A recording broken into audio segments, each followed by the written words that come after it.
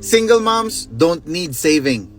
Ayusin natin yung perspective ng ibang lalaki sa mga single mom. Ano, real talk? Tara, let's start. Real talk, single moms are not here to be saved.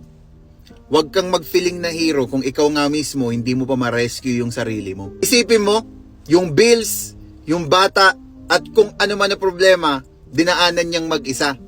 Tapos, tatawagin mong burden. Kung weak ka, huwag mo siyang guluhin. Kung ganito kang klaseng lalaki na gusto ko siya, pero di ko kaya kasi may anak kasi, then don't. Simple lang. Hindi ka required. Hindi siya naghahanap ng tatay ng anak niya. Ang hinahanap niya, partner, hindi pasanin. Remember, single moms don't want your pity. They want respect. Hindi sila kawawa, bro. Survivor sila. Habang ikaw busy magpalusot, siya busy magtrabaho at magtaguyod. So kung hindi mo siya kayang sabayan, huwag kang sumabay sa kwento. Alam mo yung pinaka-weak na pwedeng sabihin ng lalaki? Yung baka hindi ko kaya yung responsibility. Eh yung babae nga kinaya, ikaw pa kaya?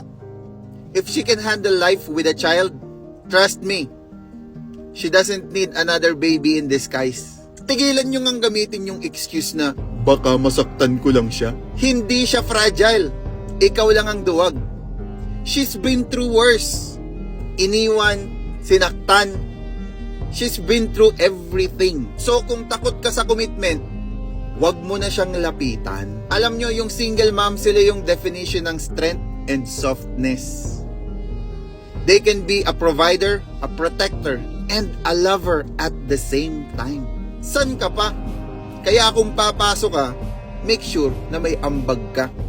Hindi yung dagdag kang problema. Kung hindi mo kayang maging consistent, wag mong i-disturb yung peace na matagal niyang binuo. She fought hard to get there. Kaya hindi mo siya project.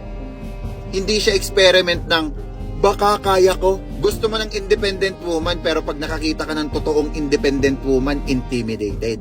Bakit? Kasi hindi mo siya makontrol. Newsflash, single moms move with purpose, not permission.